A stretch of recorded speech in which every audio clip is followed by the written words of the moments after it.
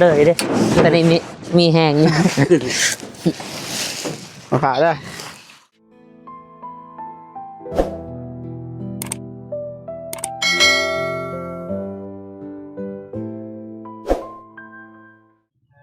โอเคเนาะพี่น้องต่อจากคลิปเบาเจ็บที่ว่าทางเบาฝนแล้วก็เบาเจ็บพาน้องๆโดยเฉพาะกับน้องทวีเนาะไปซื้อเครื่องแล้วก็มาแต่ซื้อเครื่องแล้วก็เบาฝนต่อจากคลิปของเบาเจ็บนะพี่น้องเนาะ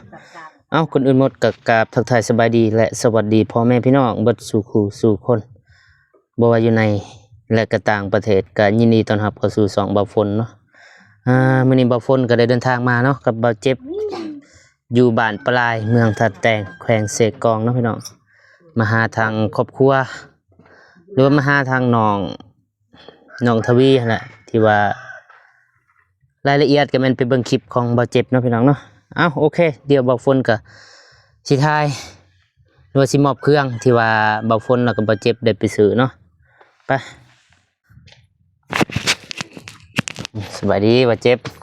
สบายดีป้าสุดใหม่วะนี่เกือบใหม่บางคนมิตรทายสุดนี่แหละบาดเจ็บ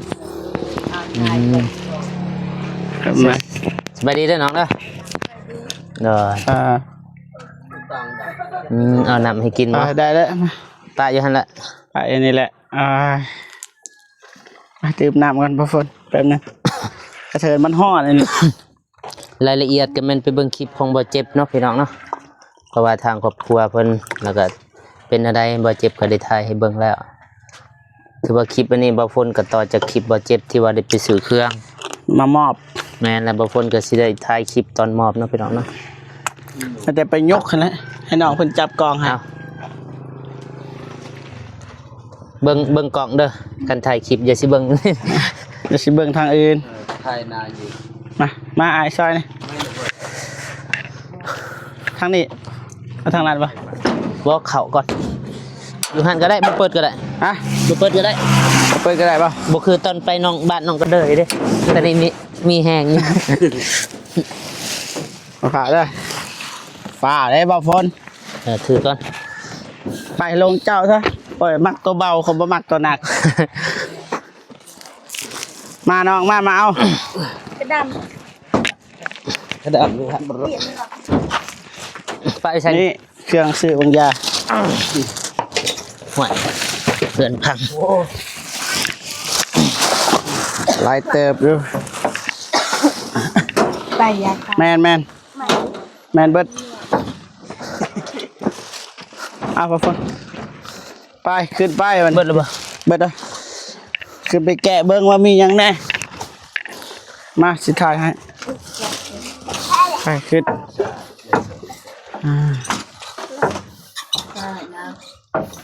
มาเลยกับแม่กับน้องอยู่น้ำกันโอ้บริซื้อให้แม่เด้อมานะบริซื้อได้ลืมเลยเมื่อกี้ก็ให้น้อง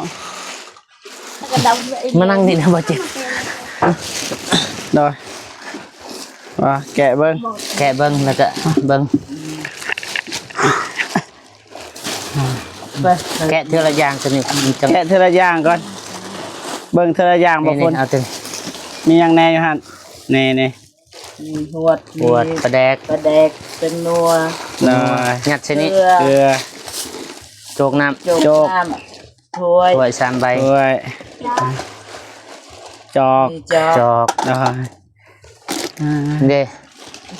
นี่หม้อนี่เอาไว้นึ่งบัดนึ่งเลยกับกระโจกใส่กองไฟ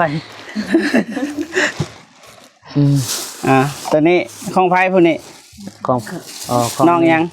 น้องดำน้องนี่เลือกเองได้นี่น้องเพิ่นเลือกเองเด้อ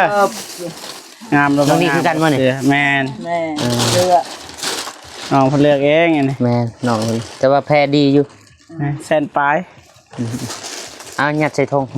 ยัดของน้องยัดเอาของน้องเอาไว้ตั้งหากจุนะตอนนี้น้องทวีวันนี้ให้เจ้าของเลยเบิ่งเปิดเบิ่งมึงฮะ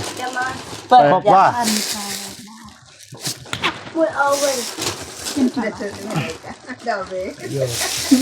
น้องบ่มีมื้อหน้าเด้อ เพราะว่าเฮาไปลมโทรศัพท์แล้วก็ไปซื้อให้น้องเพิ่นเลย มีประโยชน์ค่ะ อันนี้ แน่สิน นี่น้องทรายนี่ก็บ่ได้บ่พ้น สองคู่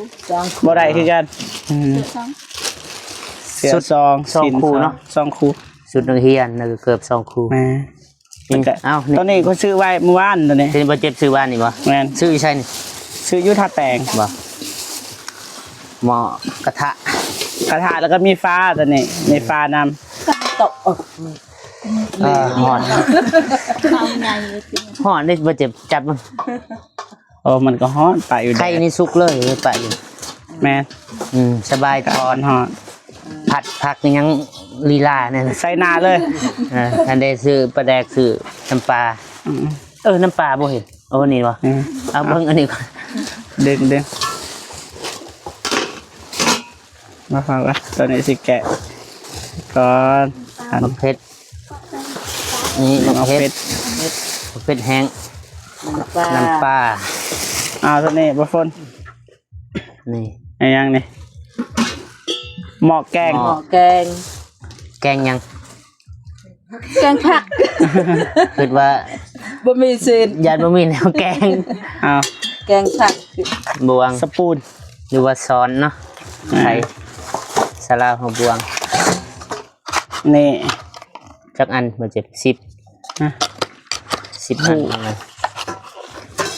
นี่เป็นจาน เป็นจานเนาะ ตอนนี้มันโบเพง่ายนะสีจานแบบนี้ อืม เอานี่ จาน จองตัวนี้ ช้อนกลาง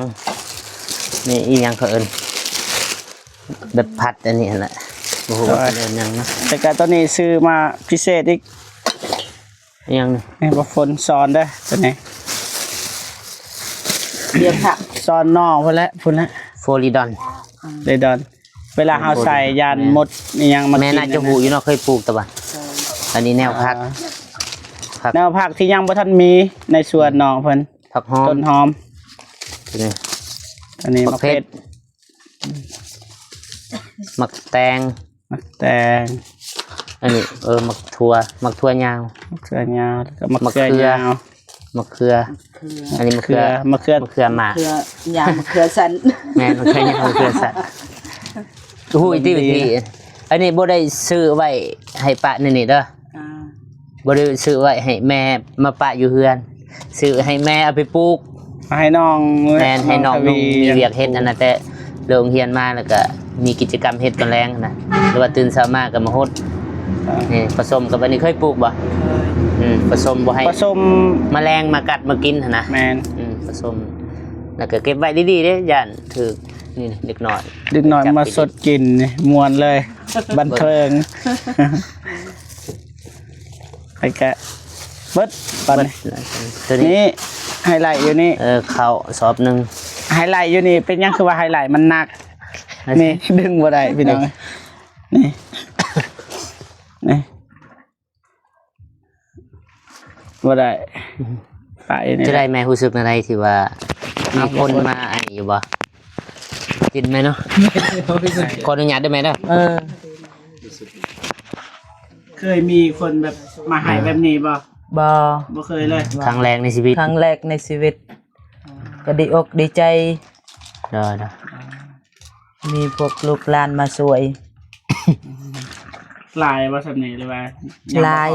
ยังที่ยังบ่พอเอา คิดว่าอีหยังถึงคิดว่าบ่พอว่าน่ะ เดี๋ยววัน ยังต้องการยัง แต่เฮือนบ่ฝนยังบ่มีเลยนี่ รู้สึกว่ามันรูแต่มันจะฮ้อนนี่บ่มีแนวใส่ ซื้อเมื่อวานแต่ว่าอย่าเพิ่งรุดหายเด้ F4 แบบนี้คือกันบ่มี บ่มี มันงามเป็นแบบสแตนเลสเนาะ แหม่ตันเล็ดเบิด อันไหนเนี่ยเก็บ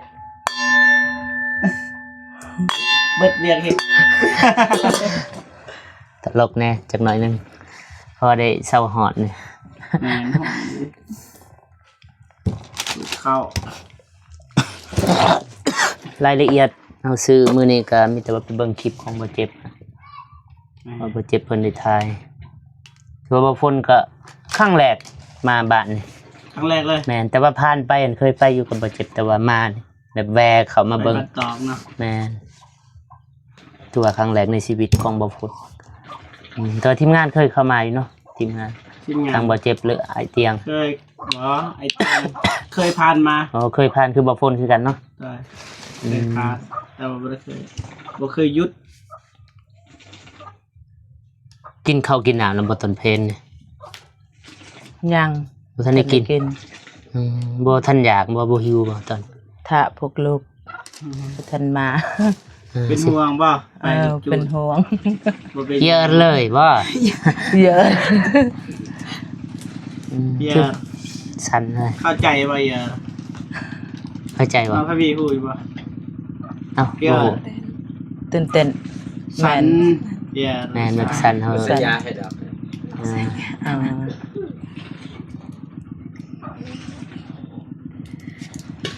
อ่า ถือว่า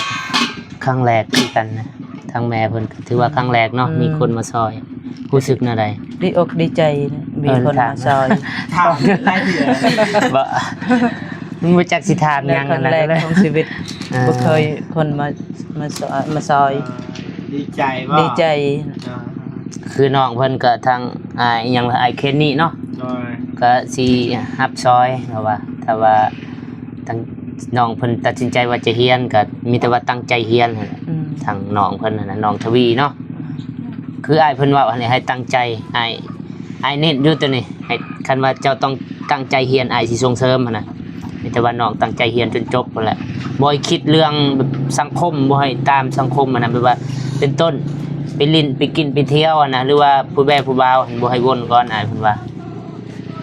เด้อ คัน ยินบ่ คือซุมื้ออันเพิ่นบ่ได้ติดเรื่องผู้บ่าวผู้แวว แม่นนับแต่มือนี่ แต่ เป็นต้นไปจนเรียนจบพุ่นแหละ อ่า เฮาก็หลีกเลี่ยงบ่ได้ผู้บ่าวผู้สาวน่ะแต่ว่ามันบ่ทันฮอด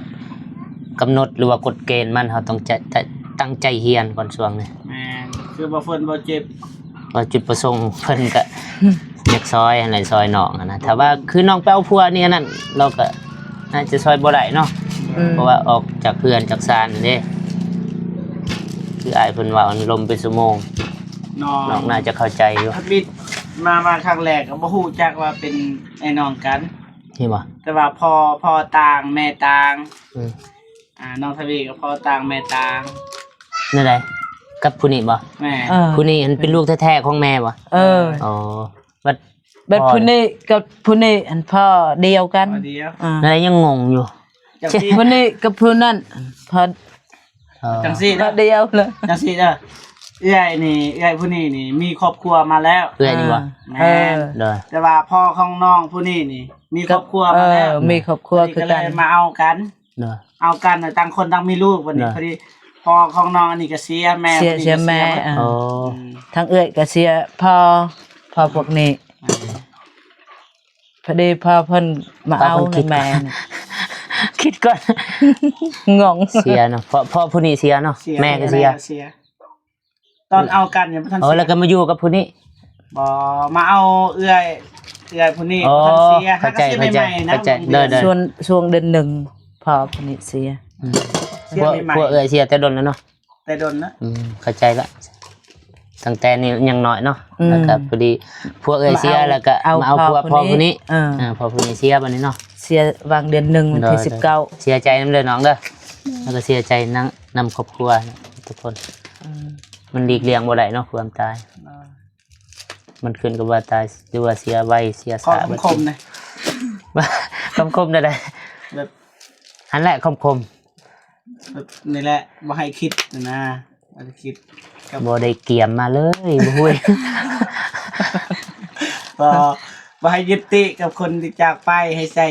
ส่ใจคนที่อ อ๋ ยู่ บ่เด้บ่เจ็บเพิ่นก็ ว่า แนะนำคำคม ชัดเจน คือว่าทางเอื้อยนี่ก็มีแต่ว่าแสดงความเสียใจนำครอบครัวน่ะคือบ่เจ็บเว้าเนาะคำคมเพิ่นบ่ให้ยึดติกับคนที่จากไป ให้ใส่ใจนั่นแห กั ละ บคนที่ยังอยู่ กับคนที่ยังอยู่ ใส่ใจกับคนที่ยังอยู่หักแพงกัน ความหมายมันก็จะเลิกอยู่หั่นแหละมันสิมีความหมายหลายแต่ว่าคนคิดได้ก็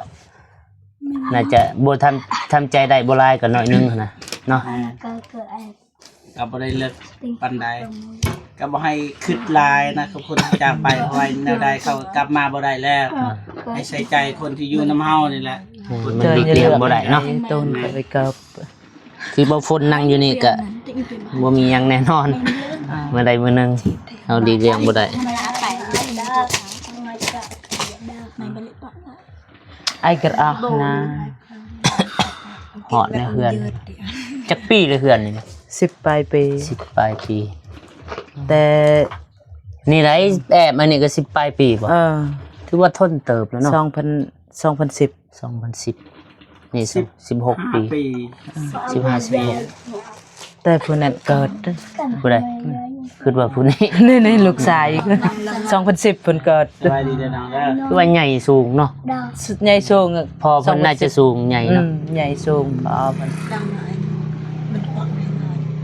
แม่นี่คนอยู่กับนี่เลยบ่ได้อยู่ทางอื่นบ้านอื่นมาเอาอยู่มาเอา บ้านสะทั่วมาเอา บ้านสะ ผัว ทั่ว อยู่บ้านปลาลายนี่ คือพี่น้องเบาฝนนี่จื้ออีหยังว่าสื่อเหรอเบาฝนไปก็บ่เจ็บบ่มื้อนั้นแวอยู่หั่นอยู่สะทัวหั่นแหละคือว่าได้แวอยู่แวแล้วขึ้นเฮือนเขาเอิ้นเด้มื้อนั้นหรือว่ากับเบาตูนบ่ บ่ บ่กับบ่เจ็บหั่นแหละแวได้แวเฮือนเขามื้อนั้นข้าวเดียวซะเขาเอิ้นหั่นน่ะอยู่สะทัว กระทั่วจะทนใหญ่ สะทัวเนื้อมอสิฮอดบ้านตอกสมิงไปพุ่น บ่แม่นจะทั่วจุงหุ่งน่ะ จุงหงสะทั่วกับพุ่น สะทัวบ้านพี่น้องหูอยู่สะทัว ทางที่พาแม่เฮาไปได้ บ่แม่นบ้านนั่น นั่นแหละสะทั่ว มันมีสะทัวหนึ่ง สะทั่วใต้ อยู่ไส สะทั่วบ้านเอื้อยพุ่นนะ สะทัวใต้สิบ่บ้าน อยู่ไสสะทัวใต้ ลง กายสะทั่วเหนือ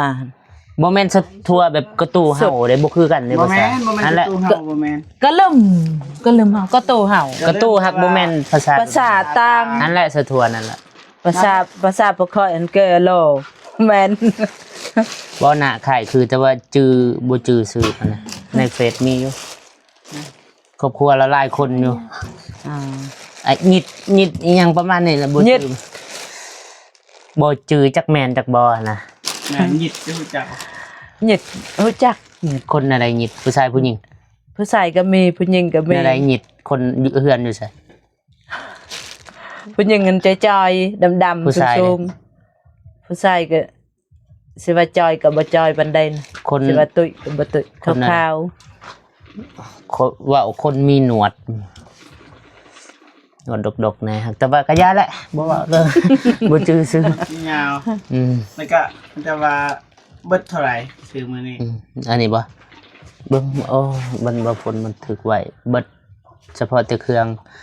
รวมเลยมันเฉพาะแต่เครื่องน้องเพิ่นก็ถึกอยู่น้ำอิดบ่ฝนโอนหั่น770,000 บ่ เทื่อที่1เทื่อที่2ก็150,000เทื่อที่3 320,000 เด้อ เทื่อที่4 เข้า 7 600,000 600,000 มันตกอยู่เท่าไหร่ 1,840,000 1,880,000 แม่ 1,880,000 ประมาณ50เหรียญ แม่บ่กลัว1,800,000เนี่ยมันสิเข้า100เหรียญเนี่ย 1840นะบ่แม่น 50เหรียญก็ล้านหนึง 840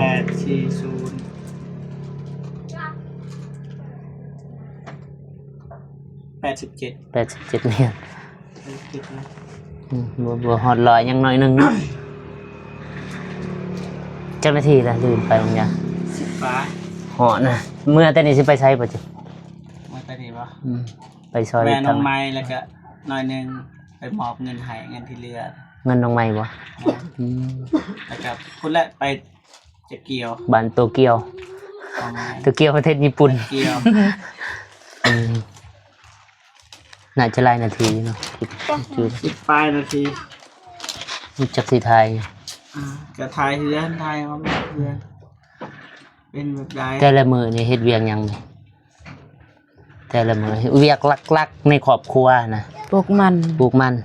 โลกแล้วบ่ แล้ว ได้จักแสน ได้แต่10แสน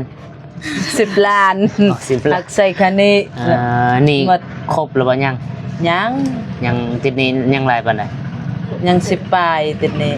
16 ล้านเนี่ย ไปติดหนี้คนเขาหันเอาเงินที่ว่าติดหนี้ไปเฮ็ดหยังตอนนั้น ซื้อลำมัน ลำมัน บ่มีล อ๋อไปติดหนี้ ซื้อข้าว ซื้อข้าวนั่น เขากินบ่มี บ่ได้เฮ็ดนาบ่ บ่มีนานะบ่มีดินเฮ็ดนาเฮ็ดไห้ มีแต่หารับจ้างแล้วก็ซื้อข้าวเนาะคือว่าในเขตบ้านเฮามันก็แนวนั้นคือกันส่วนหลายอึดแต่ข้าวเงินอันอึดได้อยู่แต่ว่าข้าวมันอึดบ่ได้เด้ครับจำเป็นเฮาต้องกินคู่มื้อ อด แม่ อดก็อดบ่ได้ บ่แม่นอึด เฮาอึดนะแม่นเฮาอด อดอึดบ่มี อ่า อ่า อดข้าวบ่ได้บ่คือเงินนี่บ่มีก็ว่าอยากได้บ่ก็อยากได้เนาะ แต่อยู่ได้ แม่นแต่ก็อยู่ได้คันมีข้าวกิน อยู่ในนั้นน่ะ นอนนำกันเลยว่าอยู่นี่ จะคนนอนเบิด 5 เพราะว่าน้องหากันมามือทำอิฐ 5 คน โอ้โหบันได5 คน1 2 3 4 5 อายเพิ่นนอนอยู่นี่ อ้ายเพิ่นนอนผู้เดียว ผู้ชายเด้กายนั่น ไอ้นี่เด้ ผู้นี่ ไอ้คือว่าไอ้บางคนบ่เจ็บ อ๋ออายคือน้อง ไอ้พวกน้องๆ ใน นี่ เอื้อยเพิ่นได้ เอื้อยปะ เพิ่นนั้นเป็นน้อง โอ้เอื้อยนั่น เอา ไม่ไหว ถามเลยชื่อเต็มๆของน้อง ให้เอามีแต่ว่าบ่พลสิถามแต่ละคนเบิดเลยเนาะ โดย น้องชื่อหยังน้องผู้อยู่แต่บ่พลสิถาม น้ น้ อ อง งยัง ก็ ก็ มึงไงปี น้องยังก็ น้องทวี ถ้าวีเนาะผู้ที่สองเด้ ซื้อนี่ ฮะ อันนี้ นี่ น้องนี้เด้ผู้นี้เด้เจ้าชื่อหยัง ออน จอน จอห์นสัน จอนซื่อๆบ่ จอห์นแรมโบ้ ฮะ ถ่ายจอน เถาจอนแสดงว่าจอนซื่อๆ ทั้งแม่ได้ขอโทษขออภัย ไปดีซื้อนางยุย นางยุย อ่าน างยุยฮันเด้ก็ตัวย่อคือกันที่บ่ฝนเว้าอยู่พุ่นญาติไอ้น้องกันบ่จัก บ่แม่ มึง น เทื่อกับไอ้น้องบ่ฮู้ ทางนี้ได้ซื้อหยังจ้ะ ชื่อ ฮะ ทางนุ่น นุ่น แม่น นุ่นหรือนุ่น นุ่น นุ่น นุ่นชื่อผู้หญิงเลยนุ่นนี่ หาคนเนาะพ่อแม่ต่างแต่ว่าก็ฮักกันสำคนแบบ มา ท้องเดียวกันนั่นแหละ โดย ใส่เลือด แต่ เดียว ว่า กัน น้องทวีนี่ตัดสินใจบ่ได้บ่ฮู้ว่าสิอยู่ไส บ่ได้ เพิ่นยังมีแบบพี่น้องบ่เจ้าแบบ นี่ ปู่ย่า ปู่ย่าบ่ เพราะว่าอยู่นี่ก็บ่เป็นแม่แท้ๆนะ อ่า ตอนแม่พอเรามาเอาแม่คนนี้ แล้วน้องเพิ่นตัดสินใจแนวใดสิอยู่นี่บ่สิอยู่กับปู่กับย่า ยังบ่ทันตัดสินใจ แต่ว่าตอนนี้ยังตัดสินใจบ่ได้ อืม แล้วก็อยากถามทางแม่สมมุติว่าน้องเพิ่นตัดสินใจอะนะบ่สิอยู่นำแม่หรือสิอยู่นำปู่นำย่าแม่สิเฮ็ดอะไรสิตกลงอะไรบัดน่ะสมมุติว่า ตามใจลูก ถือว่าตามใจทางน้องเพิ่นเนาะ เพิ่นอยากอยู่นำแม่ก็อยู่อยากอยู่นำปู่นำย่าก็ตามใจเพิ่นมันแม่นน่ะทับได้ ปู่ย่านี่อยู่จักคน 5 5คนคือกันอยู่บ้านเดียวนี่บ่ อยู่บ้านเดียว แต่ว่าปัจจุบันนี่มาอยู่นำแม่เนาะอยู่นี่6 คน 6 คนซ้ำกันนั่นนะกับอยู่นี่ 5-6 คน สำคัญแต่ว่าอยู่หันคันสิเว้าเด้อบ่แม่นเว้าดอกอยู่หันคือใครคือสายเลือดเด้อนะอยู่นี่บ่แม่นเลยได้ออยู่นี่มันบ่แม่นเลย พยาระบุติ เป็นพี่น้องใหม่ๆ ถ้าเฮาอยู่แล้วสบายใจก็โอเคแล้วบางทีเฮาอยู่หั่นเฮาบ่สบายใจก็มาอยู่นี่สบายใจก็แล้วแต่น้องตอนใดมันแบบ เขาก็ว่านั่นน่ะตามใจเพิ่นอยากมาอยู่อยู่นี่ก็อยากมาอยู่กับเพิ่นตามใจเพิ่น เนาะ คอยบ่คัด เฮา หาก มี เพิ่นว่าตัวเองหั่นครึ่งหนึงก็อยากอยู่นำแม่ครึ่งหนึงก็อยากอยู่นำปู่นำย่าใจเพิ่นสองใจ ไปนอนอยู่หั่นก็มาลิ้นอยู่นี่ก็ได้ นางวันทองซองใจ หรือว่าสิอยู่นี่ไปลิ้นไปเที่ยวก็บ่เป็นหยัง บ่แม่นคอยบังคับ แม่ ตามใจเพิ่น อยู่หันมาลินอยู่นี่ก็ได้ แต่ว่าเฮาสินอนบ่อนใดบ่อนหนึงเฮานอนเที่ยวนอนมันคือถ้าว่าคือบ้านเฮาอยากคลำแน่นะ ก็ลืมเฮา แม่ คลำบ่แม่นคือลาว บอกความหมายว่านอนอยู่นี่อยู่นั่นจะได้ฮีดพี่ฮืดเฮือนให้ซานสิทวงอันนะเพิ่นว่า ผู้ใดได้มานอนอยู่นี่ลายมือ เอาก็ครอบลูกหลานมานอนบ่เป็นผู้อื่นผู้ไกล เฮาก็บ่ดูครอบที่คู่มือจะได้เจ็บไข้ก็เป็นย้อนนั้นหมู่ว่าหมู่เสือถือแน่นั่นเด้ถ้าใดมันดีก็ถือเอาถ้าใดบ่ดีก็ คือ ถือน้อย มันจะให้เพิ่นตัดสินใจ เพิ่นก็ทำนั่นน่ะอยู่ใส่ อ้าวโอเค อ่า เครื่องทั้งเบิดนี่เดี๋ยวนี้ก็เจ้าเดียวบ่บ่เจ็บ ของไอเคนนี่เบิด นะเครื่องอันนี้เบิดทั้งหมดทั้งมวลนี่ก็เป็นเครื่องของไอเคนนี่อยู่ต่างประเทศพุ่น อืม คนลาวบ่ ประมาณอยู่ซื้อกับตัวนี้ประมาณ100เหรียญเลย อ๋อซื้อกับมันกูว่าเบิ่งอันนี้น่าจะแพงซะละ มันก็บ่ได้แพงปานใดแต่ว่ามันก็บวกใส่กันมันก็100เหรียญ กับที่บ่เจ็บซื้อวานนี่เนาะ เนาะ บวก ว่าสิซื้อให้น้องคนน่ะ อยู่ อยู่มันจะเกี่ยว แต่ แต่ ว่า ว่าสิซื้อใหม่ก็ได้ ในพักก็ยังว่าจะไปซื้อแวะไปซื้อในนึงนะมันบ่โดน เด้อทั้งหมดทั้งมวลนี่ก็เป็นของไอเคนนี่คนลาวแต่ว่า คนลาว คนลาวแต่ไปอยู่อเมริกาพุ่นล่ะ อืม เราเห็นคลิปบ่เจ็บที่มาถ่ายทางน้องทวีเพิ่นก็เห็นเพิ่นเข้าใจในความทุกข์ของเฮาอะนะเพราะว่าเพิ่นก็สิว่าก็บ่แม่นคนร่ำคนรวยหยังดอกแต่ว่าเพิ่นอยากซอยเพราะว่าเพิ่นเคยทุกข์มาก่อนอยากซอยแล้วก็ ขอบใจ สิส่งเสริมทางน้องเพิ่นเรียนจนจบพุ่นแหละตามที่อ้ายเพิ่นเว้า คันน้องเพิ่นตั้งใจ แม่นให้ตั้งใจ เพิ่นสิสร้างบัญชีให้ แม่น สิโอนเงินมาให้ แต่ละเดือน เงินใช้ซื้อใช้ไปโรงเรียนนั่นน่ะซื้อกินซื้อยา อ่า ก็ดีแหละคันมีผู้ช่วย อ่า ขอบใจ แม่ก็ดีใจ ไอ้เคนนี่ เคยเห็นอยู่คลิปบ่เจ็บ มีแต่ไอ้แค่นี้เบิด ได้ บ่มีคนอื่นบางทีเขาบ่เบิ่งคลิปเฮาเขาบ่เห็น อืม แต่บางคนนี่เด้ เบิ่งคราวเดียว บ่เจ็บเบิ่งอยู่บ่เจ็บ เยอะไอ้ตา เป็นไอคือกัน แม่พิมพ์ฉะนั้นบางทีแม่พิมพ์เห็น นี่ป่ะ แม่พิมพ์แม่เพนแม่ติวแม่ลินเห็นแล้วก็ไอคอน ได้กันไม่ดังเลยมาจำโยลริกาปะละ โอเค จ้า มีแต่ว่าให้ทางน้องขอบอกขอบใจเคยขอบอกขอบใจผู้ใหญ่อยู่บ่ โยเตเนาะ เดี๋ยวเจ็บให้น้องเพิ่นขอบอกขอบใจก่อนเอาไม้ได้ไหมยันบ่ได้ยิน ให้แม่ไปขอบกับใจก็ได้ หรือว่ามานี่หรือว่าให้ทางน้อง ให้แม่ เอา ก็ได้ แม่ก็ได้ให้มันน่าครอบครัวต่างหน้าเด้อ พี่โมแล้วกัน ขอบอก ซ ข อ อย บใจขนมมือขอบอกขอบใจ ขอ เพิ่น ขอบใจเด้อที่มาช่วยแหม เด้อสิพาเว้าเด้อ ให้บ่เจ็บพาเว้า ขอบใจหลายๆเด้อ ขอบใจหลายๆเด้อ นบนำกัน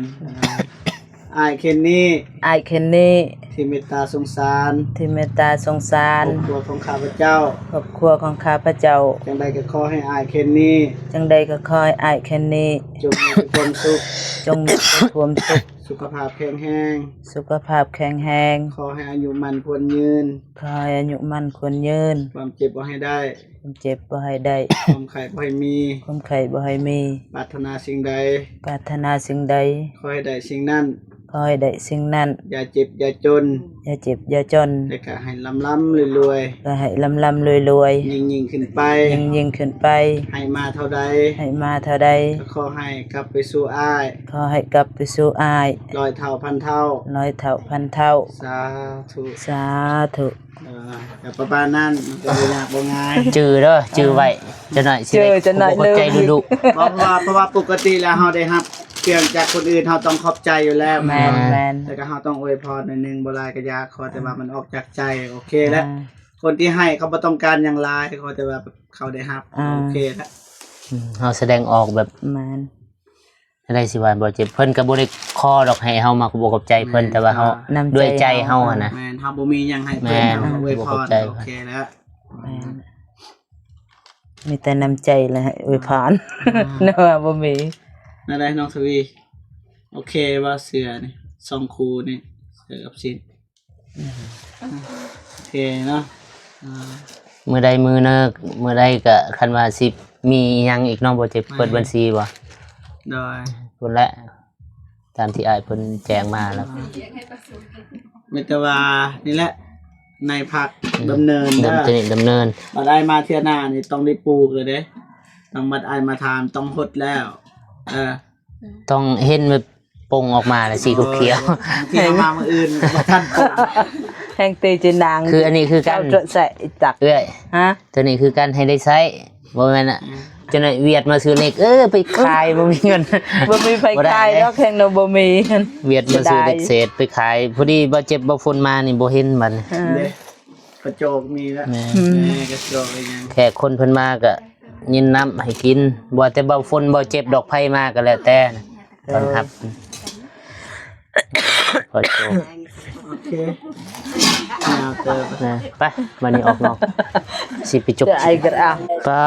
14บ่เจ็บเนาะเต็ม14โอเคพี่น้องตอนนี้บอกฝนก็บ่เจ็บก็ได้มอบเครื่องไปเทียบห้อยแล้วแล้วก็สิได้เดินทางไปต่อเนาะพุ่นแหละไปพอกันอยู่บ้านน้องไม้แล้วก็ไปต่อพุ่นแหละบ้านตะเกียวเนาะทางบ่เจ็บเพิ่นจะพาไปว่าทางเพิ่นมีเคสไหมบ่ฝนก็บ่มั่นใจปานใดโอเคคนอื่นหมดบ่ฝนก็บ่กบใจผู้ใหญ่ใจบุญอิสิทานเนาะที่เขามาเบิ่งมาติดตามรับชมสองของบ่ฝนแต่ต้นจนจบเนาะแล้วก็พิเศษก็บ่กบใจทางอ้ายเคนนี่เนาะที่ว่าได้ให้บ่ฝนแล้วก็บ่เจ็บมาเป็นสะพานบุญบ่ฝนขออวยพรให้อ้ายจงอยู่เย็นเป็นสุขสุขกายสุขใจสุขภาพแข็งแรงเด้อความเจ็บบ่ให้ได้ความไข้บ่มีบ่ให้ไปกับพี่บ่ให้หนีกับเพิ่นเด้อให้ลำๆรวยๆปรารถนาสิ่งใดขอให้ได้ ให้ได้สิ่งนั้นเด้อสมดังปรารถนาหรือว่าเฮ็ดธุรกิจการงานอะไรก็ขอให้ราบให้ลื่นให้ประสบความสำเร็จเนาะแล้วก็ขอให้อายุมันคนยืนได้เด้อสาธุโอเคบ่ฝนก็สิขอจบคลิปเพียงเท่านี้เนาะพอๆกันคลิปต่อไปสำหรับคลิปนี้บ่ฝนขอกล่าวคำว่าสบายดีเด้อบ๊ายบาย